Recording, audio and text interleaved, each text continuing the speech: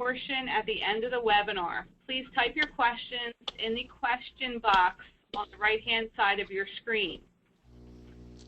Thank you for participating again, and I'm going to turn things over to Miranda Alfonso-Williams from WAM Consulting Group.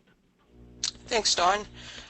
Just to give everyone out there a brief introduction, I am a consultant. I specialize in cybersecurity as it relates to healthcare. I actually come from a healthcare background. I've worked for companies like GE Healthcare and others for over 20 years, so I've had the opportunity to see the evolution of where we are today, and we are going to share some of that with you and hopefully leave you with some tips and some nuggets that you can take away to either start your cybersecurity program or improve the one that you already have. So I'm going to turn it over to Kai so he can introduce himself. Hello, everyone. I am the president of Black Cybersecurity. I started my company a little over a year ago. Prior to that, I was in regular IT, where I had an introduction into security at Lockheed Martin. That pretty much sums it up for me, and I'm going to let Dawn, not Dawn, but Miranda continue.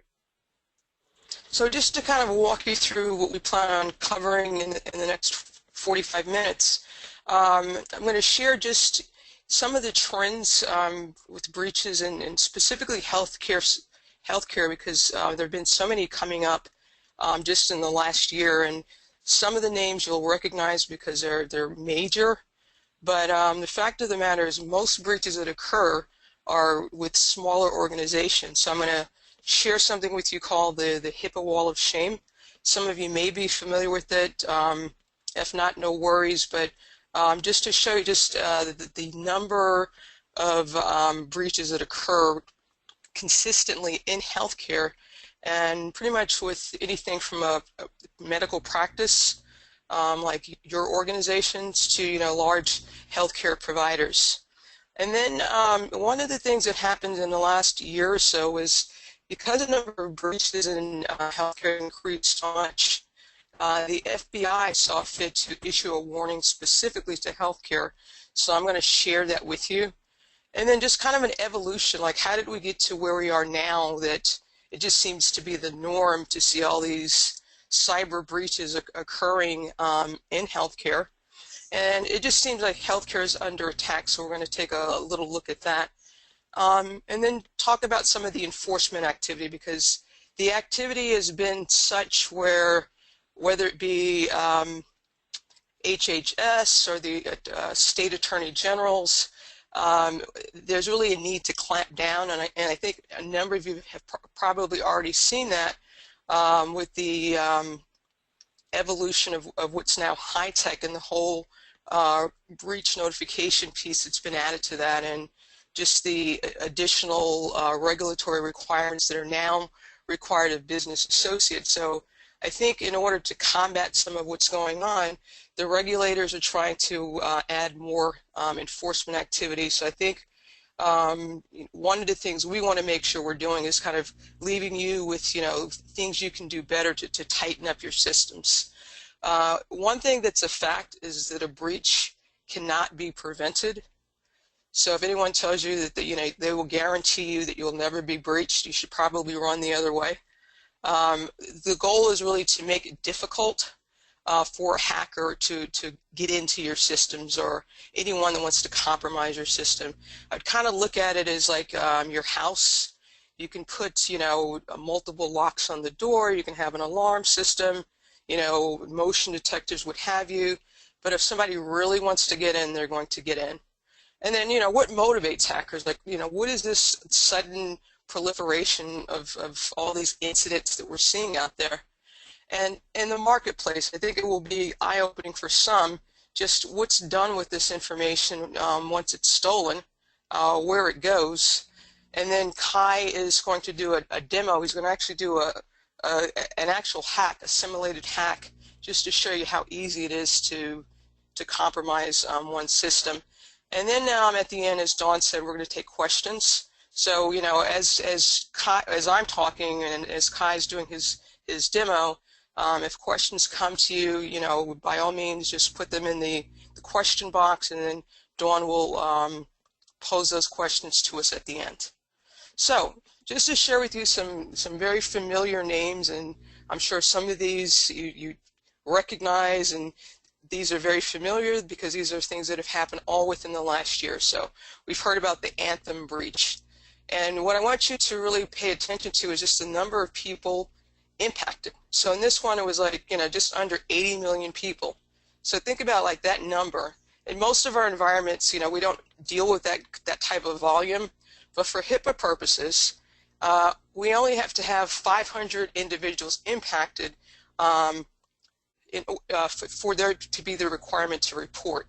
So, you know, that's the whole breach notification piece. So here we see a network server was hacked. Primera, again, a network server was hacked. 11 million people impacted. Community health system, this was last year. This was one that was pretty big at the time. It was probably one of the larger ones. And as we've seen, they keep getting larger. But this was the one where they thought that the Chinese actually, and I think they did conclude it was the Chinese that hacked community health systems.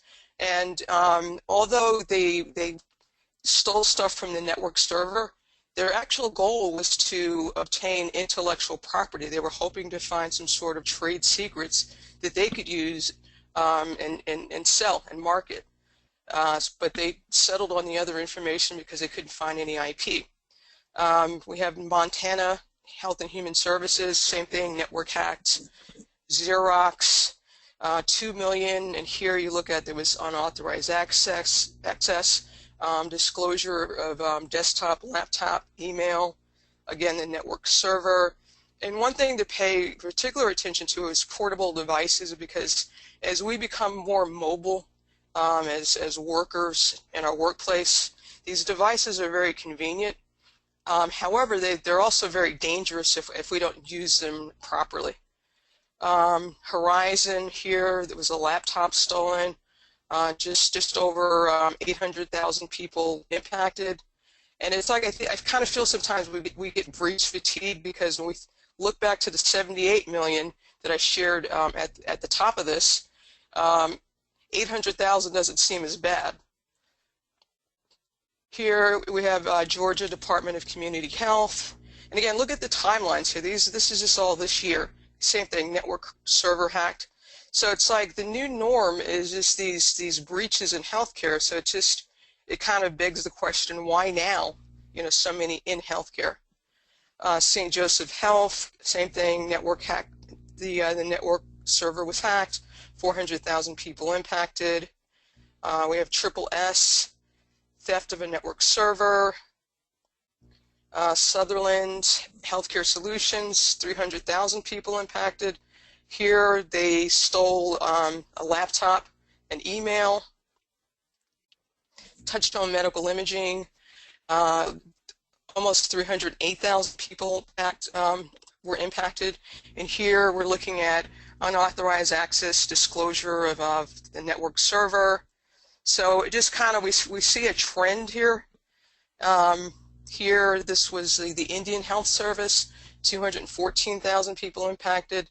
And here, this was just April of last year, unauthorized access of a laptop. Walgreens, 160,000 people impacted. And here, paper and film, those were compromised. Advantage Dental Services, just about 152,000 people impacted. And again, this was hacking. We have Montana Health and Human Services. This one was just over 1 million. Again, the network server was hacked. Georgia Department of Health, 355. I think you hit Okay. those. All right, so what I'm going to do now is I'm going to actually share with you what we call the HIPAA wall of shame. So I mentioned earlier that most of the breaches that occur are actually much smaller. So here, this is just, if you look at the date the breach was submitted, this is of April of this year. And if you go down this list here, And Dawn will include this with the notes or the recording that she'll send us, so you can have a link directly to this wall of shame. So what happens is anytime more than 500,000 or 500 individuals are impacted, it's required now that this be reported to Health and Human Services. And this appears on what we call the wall of shame. So you'll see as you look the name of the covered entity, their state, what type of healthcare provider they are, the number of individuals impacted, the date that the breach was submitted, and it tells you exactly what happened. So we'll see hacking. Again, the location was a network server. And as you go down the list, you'll see, hacking is there, of course, but you'll also see things like theft. You'll see just something being lost, and in this case it was paper and film. We have, again, loss, theft. We have more theft. And if we go just a page up, I think this will take us into the beginning of this year, but you'll see things like portable devices. If we can get that back up. But I don't want to spend too much time on this, but the moral of the story is that as a result of HIPAA and the whole and high tech and the breach notification rule, it's now a requirement for business associates and covered entities to report any breach that they have that impacts more than 500 individuals.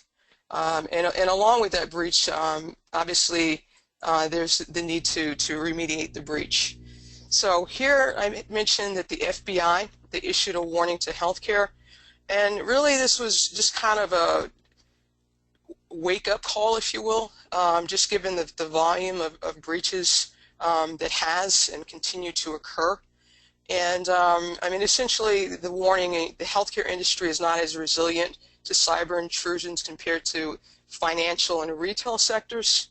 So the possibility of increased cyber intrusion is higher, and it's likely. And part of that reasoning is that when you look at, and I can say this having worked with a number of healthcare companies and having done a number of assessments, is that I think oftentimes with healthcare companies, they think even though we know we're collecting PHI and things like that, in terms of security and putting appropriate controls in place, it may not be top of mind for a number of reasons, and some could be resources, funding. So in terms of infrastructure, you may find within financial services and retail, and they've been hit a lot. So in all due fairness, they've had more practice, but healthcare also needs to get up to speed, because as I showed, the big ones that have all happened just within the last year, and what we saw on the wall of shame, and that just goes back to the tracking started in 2009. But if you just look at the time frame between just let's say June of last year and June of this year, I think it may be surprising just the volume of breaches that have occurred in the last year or so. So how do we get here? I mean, the industry just in general, from a technological and a cyberspace perspective, continues to grow exponentially. So if you look here on the left, we have the number of internet users that we had in 1990, and that was under 1 million. So now we're looking at 1.6 billion just in 2012, and that number continues to increase. If we look at just something as basic as cell phones, in 1990 we had 11 million users of cell phones, and in 2012 we were up to 3 billion. And just in terms of the amount of data being collected, 100 petabytes in 1990, and in 2012 we were up to 1,600 exabytes. In terms of hosting, now with the cloud and the Internet of Things, etc., we've gone from 300,000 in 1990 to over 700 million in 2012, so that number is obviously higher today. And then we look at technology. The cost of technology continues to go down. So, I mean, now you can get a laptop, I mean, a cheapy laptop for like $100. And then everything's smart. We have all these smart devices, and the infrastructure or the components that go in are getting smaller and smaller, and they're able to hold more and more information. So the more information that we're collecting, the more vulnerable that we are. And same thing with IP addresses. I mean, basically, we ran out of IP addresses, so we moved from IP version 4 to 6 to, you know, address the need for more IP addresses. We have wireless networks everywhere. So the more, on the one hand, being digital and, you know, having all this access to all this capability and technology and doing things quicker, it's a positive thing. But we need to also keep up with that pace of change to make sure that we're safeguarding the digital assets that we're entrusted with. If we look at global adoption, internet users in China, so it was 111 million in 2005, and it's projected to be 660 million in 2020. And same thing for India, 21 million in 2005, and projected to be 400 million by 2020. So we also look at just kind of how business models are changing. We're becoming more productive. It's all about economic growth. So, you know, we look at the investment for computers, 400 billion, software, 360 billion, servers, 60 billion, and the list goes on. Networking equipment, 100 billion. And then we look at here, mission enablement. So we're talking healthcare.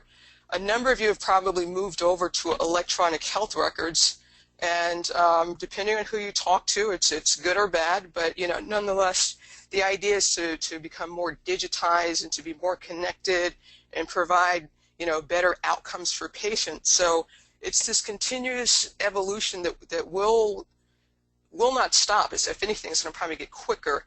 So just trying to keep pace with that, because as things evolve digitally, we're collecting more information because the goal is to provide better outcomes. So if we look at growing vulnerabilities, specifically as it relates to healthcare, we see here that hackers steal 8.3 million health records. Now, the question for all of you is how many health records? I mean, obviously, you make up some of that 8.3, but, you know, do the math. I mean, what you have is very valuable whether or not you realize it. So there have been a number of studies and just on, you know, what's going on in healthcare and perceptions. So I'm not going to go through like each and every, you know, bullet here, but just to kind of look at some trends as they relate to perceptions. So, you know, first one, policies and procedures effectively prevent or quickly detect unauthorized patient data access. So the perception by 58% of the respondents was that, you know, policies and procedures are effective. Around personnel has technical expertise to be able to identify and resolve data breaches of, you know, unauthorized access, loss, or theft of patient data. The perception from 53% is that they have that. So, you know, as you think about these different areas, you know, what are your perceptions and your practices? I mean, where do you rank? Technologies effectively prevent or quickly detect unauthorized patient data access, loss, or theft. The perception was 49%. And this one was interesting. Resources prevent or quickly detect unauthorized patient data access, loss, or theft. So only 33% believed that was accurate. So, you know, that's something to think about. So what security threats healthcare organizations worry about the most? So interestingly, and again, you know, think about your own organizations. Employee negligence was 70%. Cyber attacks, which we're talking about now, 40%.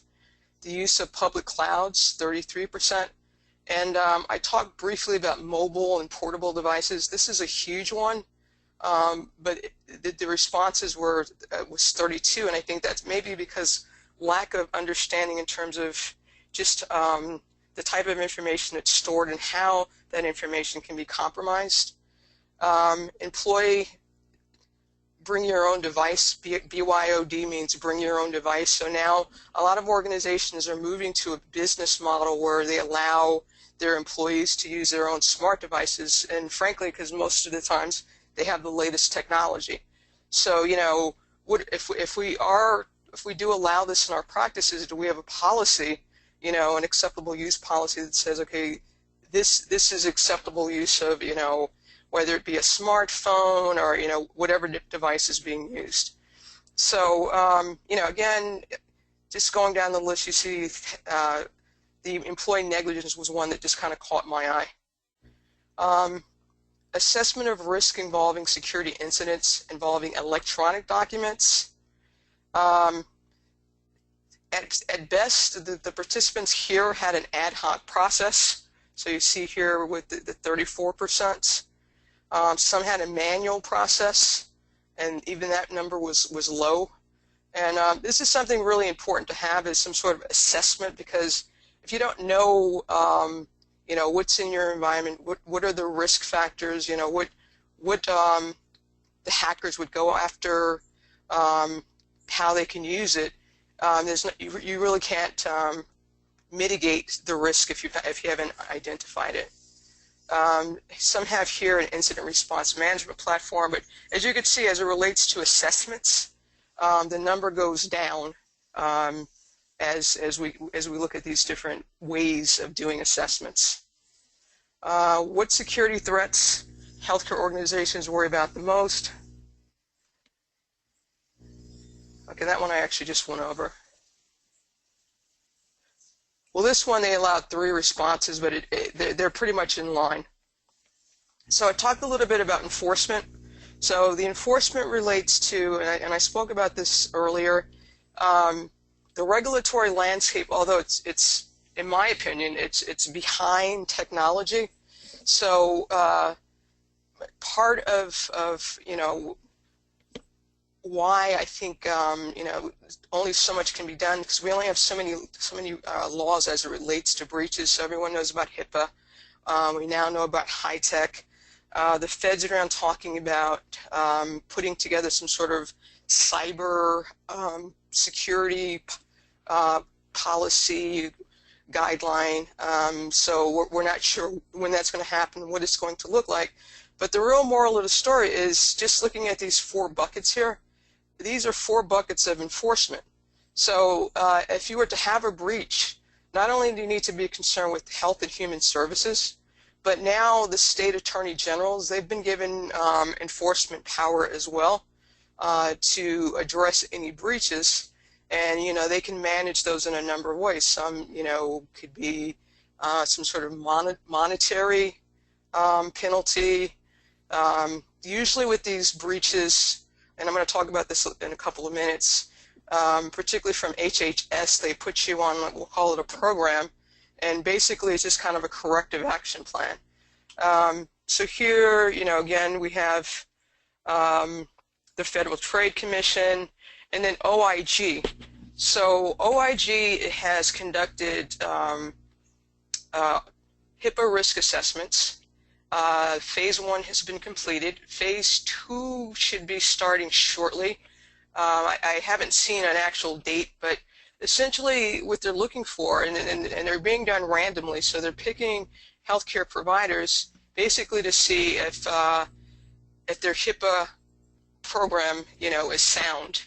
And, you know, they're using basically, you know, with the security rule, the 3 components, administrative safeguards, technical safeguards, etc. So that's kind of what they're assessing now. And if anything, the enforcement activity is going to continue.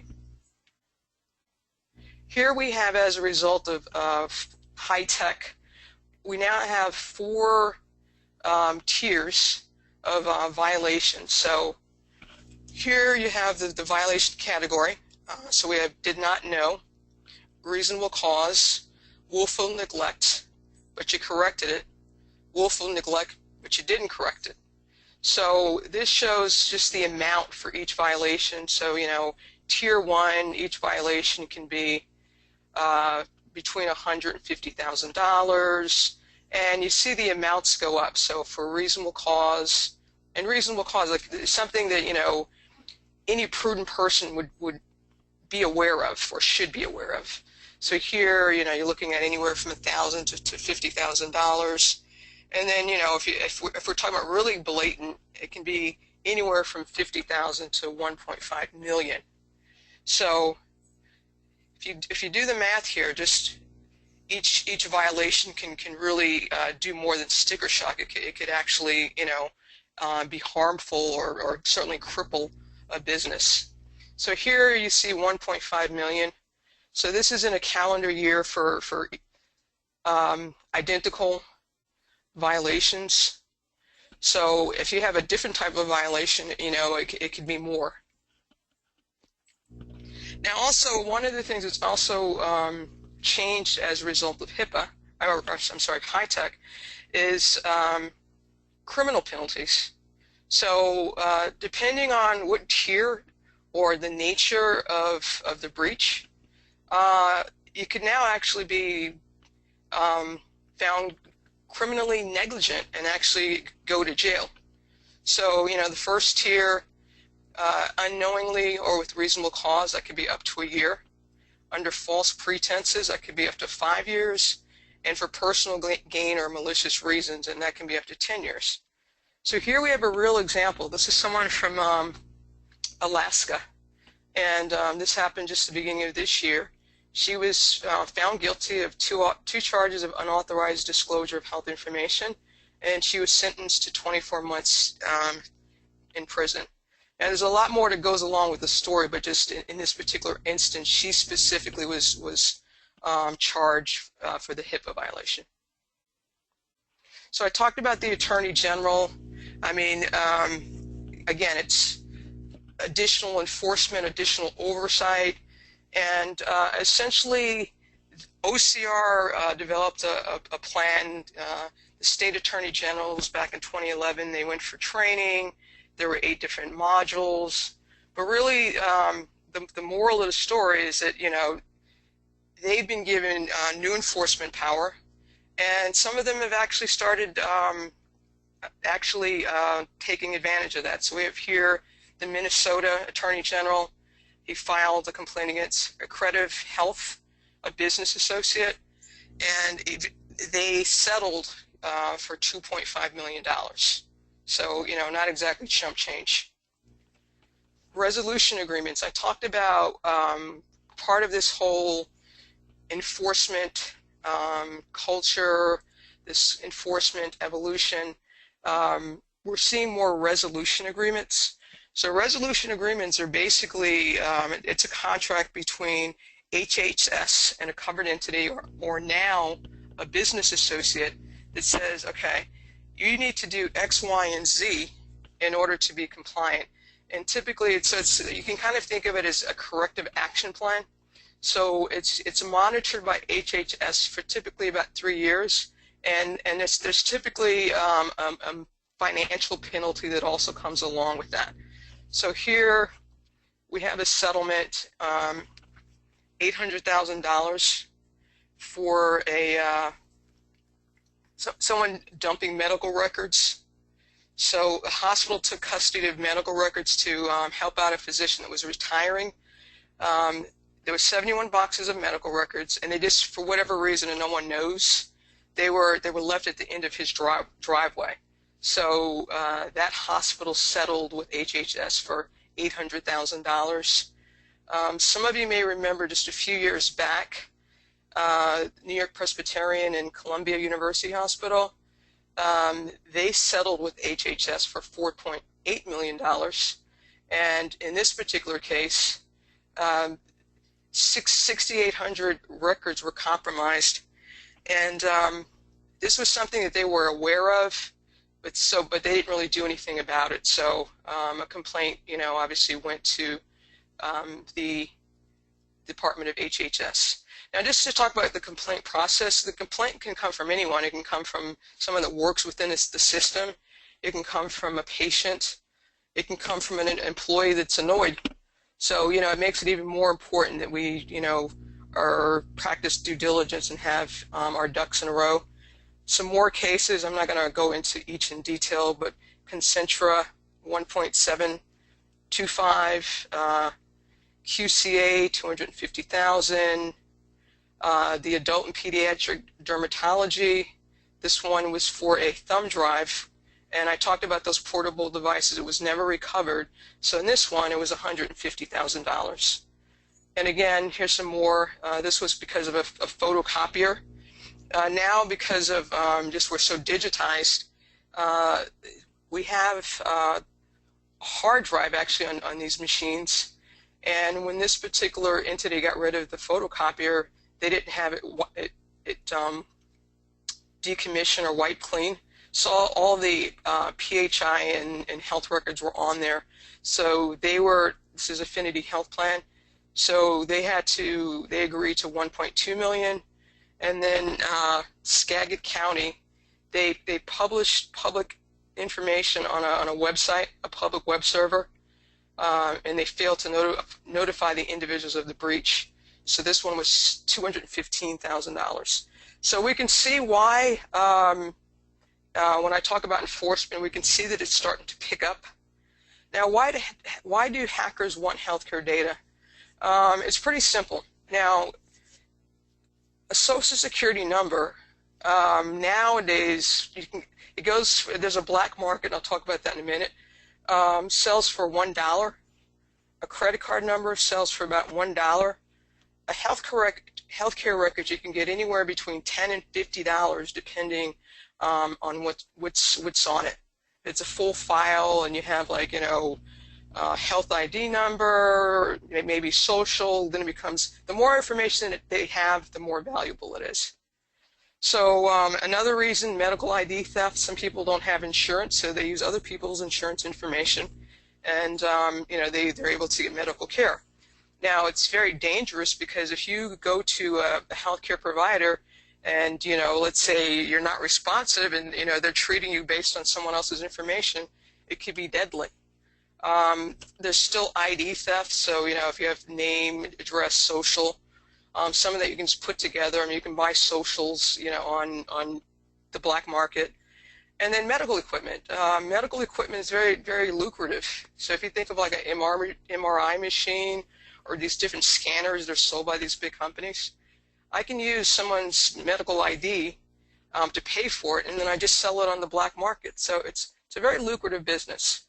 So I talked about the marketplace. So we all, or most of us, should be familiar with Amazon. Well, there's a whole underground world that we call the dark web, or some call it the deep web, and pretty much anything you can imagine that's illegal, you can get on this dark web. So I talked about all that medical information. That's where this stuff is sold. So it's estimated, I'm going to talk a little quick because I want Kai to get to his demo. The cost per record, if a breach is experienced, could be as much as $363. And in that, it's included, we include things like the cost to mitigate, if we have to provide credit monitoring, things of that nature. So that's kind of where that number comes from. Now, hackers, what do they look like? These are some, and not even all, of the FBI's most wanted, and some of them just look like they could be your neighbor. Now, for hackers, it's kind of like what Donald Trump always says: it's business, nothing personal. For them, it's just it's an enterprise. It's just a way of them making money. We have things, hacking as a service, cybercrime as a service, malware as a service, ransomware as a service, phishing as a service, social engineering. These are all ways that they compromise people and their systems, and it can be quite lucrative for them. So it's nothing personal. So what do? And we've talked about like a lot of gloom and doom. But one of the things is just to assume that you've been breached, because it totally changes your psychology in terms of how you need to manage, your workflow and managing your data. I talked about risk assessments. This is imperative to determine where your PHI is. Is it on the portables? Is it on a network? Is it being stored in the cloud? And really determining the level of risk. And then it's important to prioritize and then to mitigate that risk. Develop an incident response plan, because if you are breached, now we know that breach notification is a requirement. I mean, what do we do? How do we notify our patients? How do we notify HHS? Depending on the size of the breach, we may need to even notify the media. So how do we do that? And then it needs to be something that's, we need to operationalize this. I mean, what I've seen is sometimes we will have entities and they'll go through an exercise once a year. It needs to be something that just becomes part of the culture, because then you don't think anything of it, you just do it. And cyber liability insurance is a must. I talked about things like breach notification, extortion happens, so you may need protection against extortion. You need coverage for yourself. If you have business associates and the breach occurred with them, you may need to have what they call third-party coverage. And then training the workforce. This is really, really critical, because I've seen so many companies where they put in all the best technology and all the best systems, but they don't teach the people how to use it or why they have it. So, you know, it just kind of, it's a missed opportunity. And then updating policies and procedures, independent audits and reviews. So Kai is going to get into his demo, but one of the things that, this is a cartoon, I don't know if you can see it, but just to show you how easy this is somebody robbing a bank, and the teller's telling him, you know, you can do this all online now, and which is very true. So with that, I'm going to turn it over to Kai.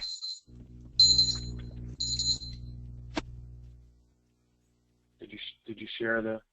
Show my screen. Dawn, can you actually transfer it to Kai? All done.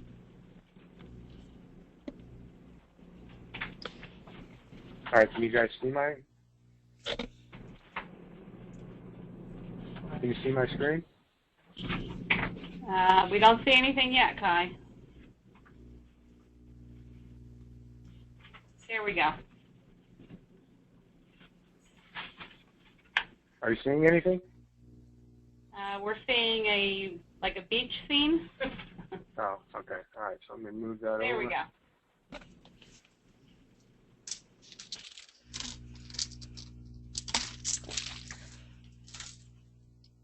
Okay.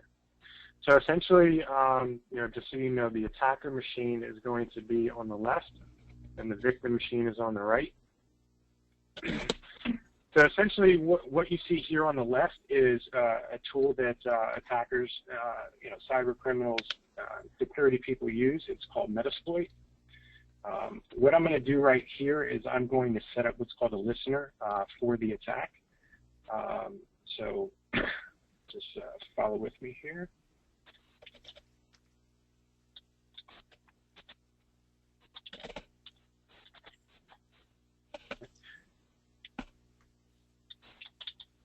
So what this does is it sets the attacker machine's location, so the attack knows where to call back to.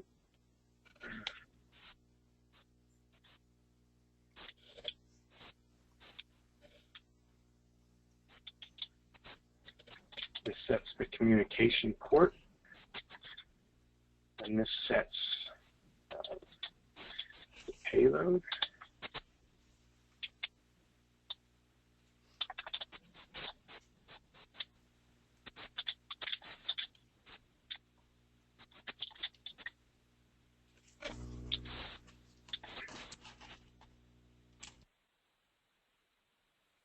Looks good, and then we just hit exploit. Okay. So what that does is it just sets up a listener that waits for, you know, the incoming connection once the victim falls for the attack. Okay, so in our example, what I'm going to do is I'm going to use, let me see, so we're going to use MGMA. Right, so let's say the attacker wanted to go after,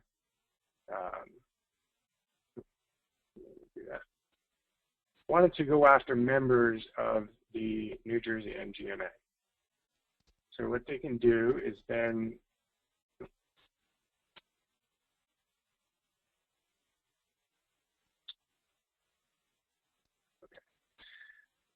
So what this tool does is it searches the New Jersey MGMA website for all of the email addresses, right, that are not directly visible, when you go there. So I'm going to use something generic here, like staff@MGMA, right? And what the attacker can do is, we've all gotten emails, right, from, people have gotten emails from us, and we know it's not really us, and we think that our account got hacked. But you don't need to really hack an account. You can just spoof it, which is what I'm doing now. You see my email here on the left is who it's really for, but I'm going to change that. So let's just create an info account. We're going to set this to staff@ngmgma.com.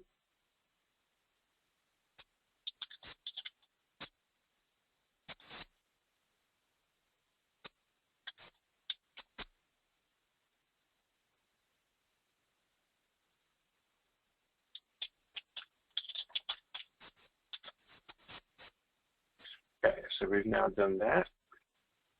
So we're going to write an email. We're going to send it to the victim. In this case, it's just a hacker account that I've, victim account that I've just new 2015 threat report. And then we're going to attach, in this case, I have an infected PDF here. And then I'm just going to copy some text.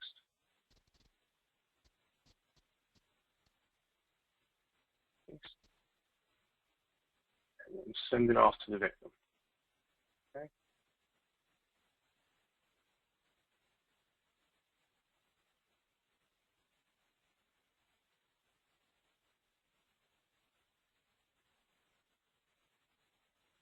So pay attention to the victim machine on the right.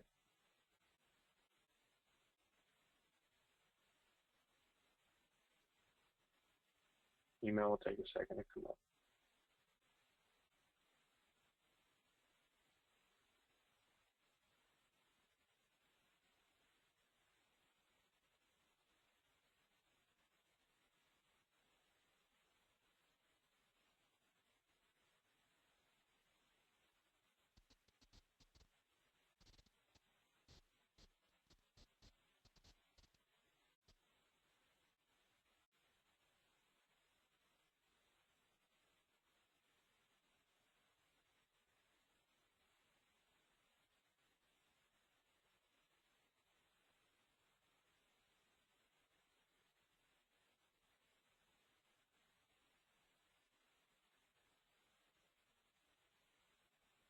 It'll take a second.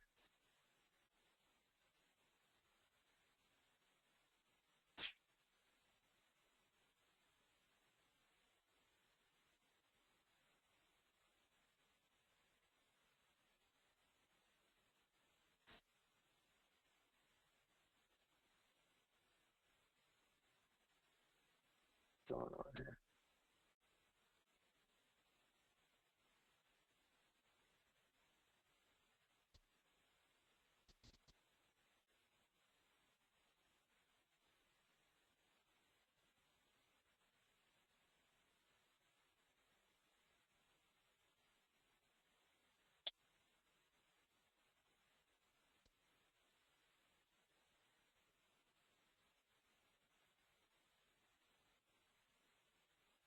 Not sure what's taking so long here.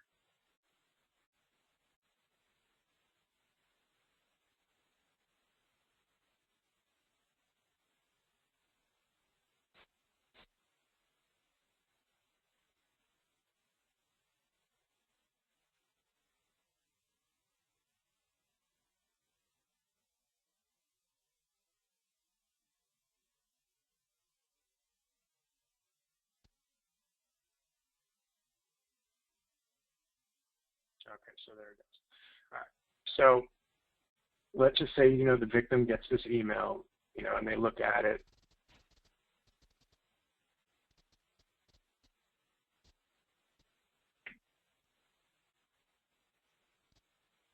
Seems legitimate. So pay attention to the bottom left, right below where it says starting the payload handler. So victim, this is just one example that's exploiting a weakness in an older version of Adobe. So it's prompting the user to save. It says to view the encrypted message content, please tick the do not show. Do that, hit open. Okay. Now if you look at the bottom, right now the machine is compromised. There's no evidence on the side of the user. Okay. And from here, you can type this. It will show all of the processes that the victim machine is running. So in this case, we're going to migrate into this process here, which is Explorer. So you hit migrate. What is that? 1892.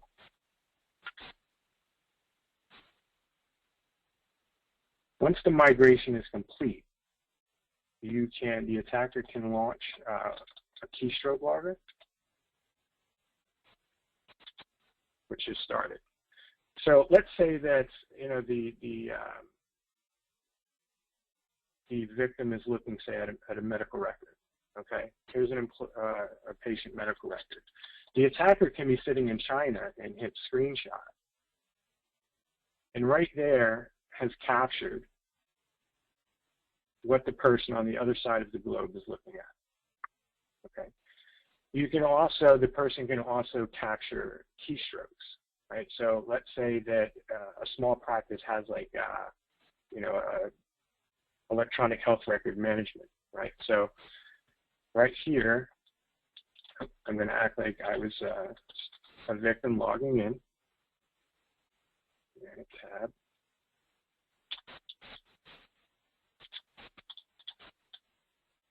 And sign it.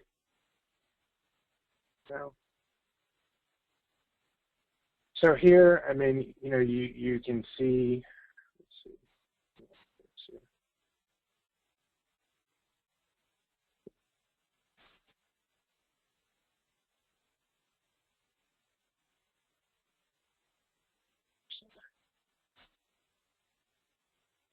So when I type tscan _dump, you can see right here that the user's login for that has been compromised. The same thing can happen if you're typing an email, if you're writing a Word document. Hold on a minute. What am I looking for here on this?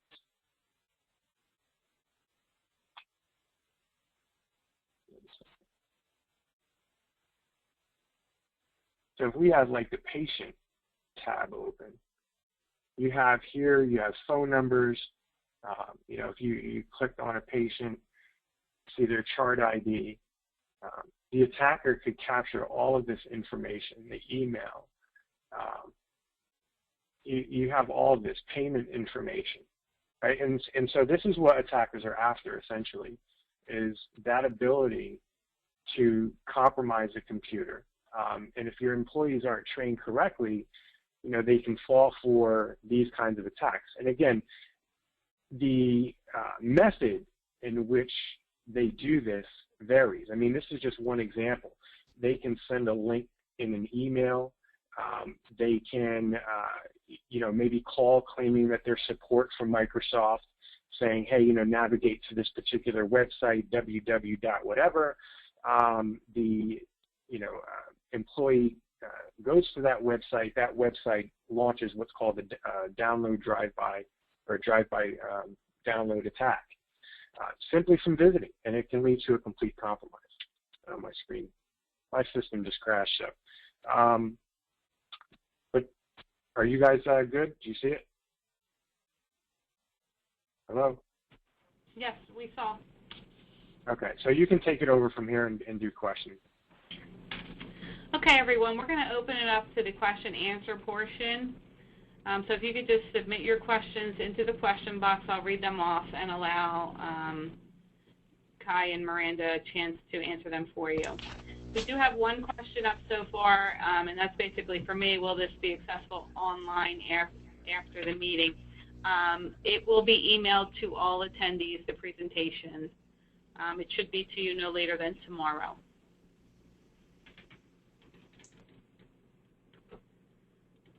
Do we have any other questions?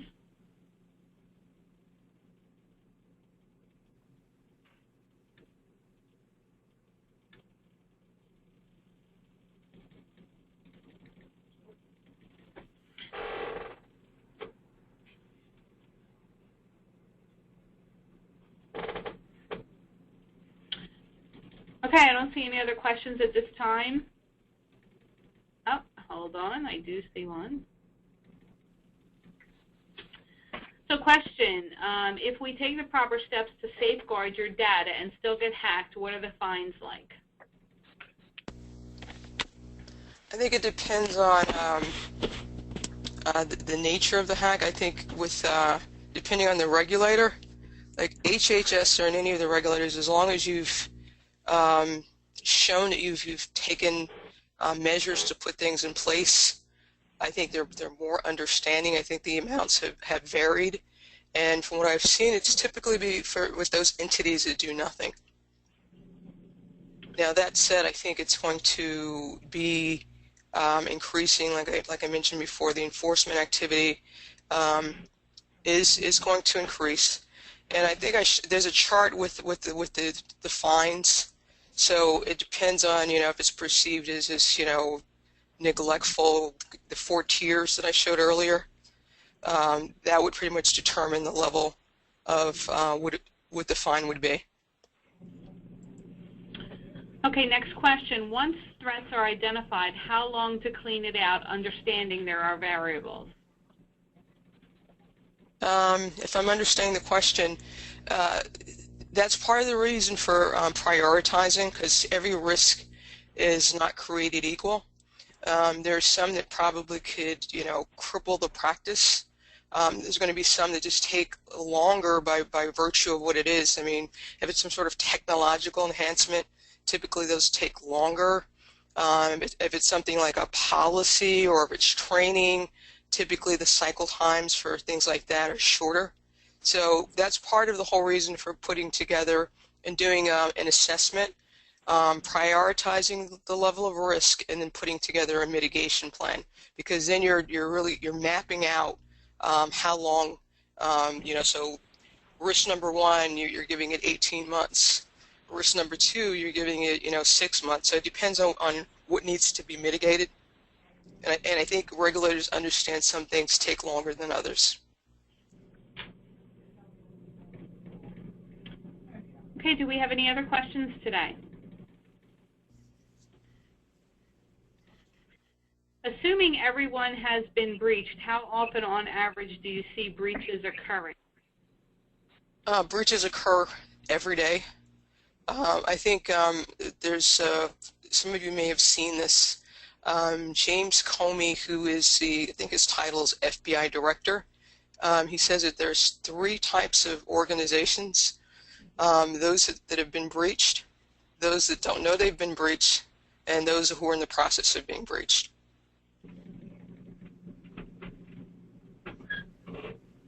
What's important to understand is that, when someone steals your car or your laptop, because it's physically tangible and you're deprived of its use, it's often easy to recognize when that theft happened.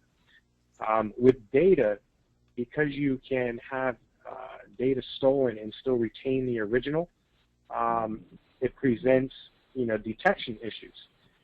Sometimes things are often discovered by third parties. For instance, the Target breach was not discovered by Target. It was discovered by the Secret Service. So, that's why it's important to be proactive and have the right types of measures in place so you can protect your business and your patients as well. I mean, and just to piggyback on that, the other thing I mentioned, the dark web, the deep web. A number of those breaches have been discovered on that dark web because people have seen information posted for sale. That information is sold. It's it's electronic currency. It's called Bitcoins. So it's all anonymous. There's this whole side of the web that nobody knows about, and that's where all these transactions occur.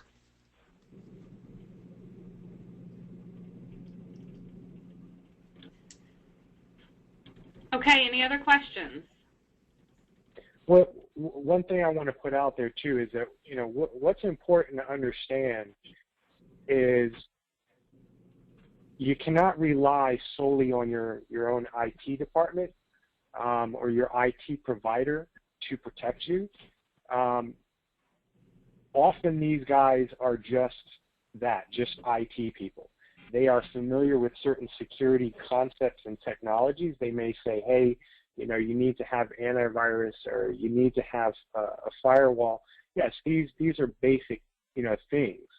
But, you know, when it comes to protecting this kind of data, you have to be more aggressive, simply because the type of security that's going to be on a residential household is not going to be the same type of security that's on the White House. All depending on what you have, that is going to determine the type of security you have to have in place. And as Miranda clearly demonstrated, healthcare information is very, very valuable, and it's under the sights of hackers nowadays. Surpassing financial records.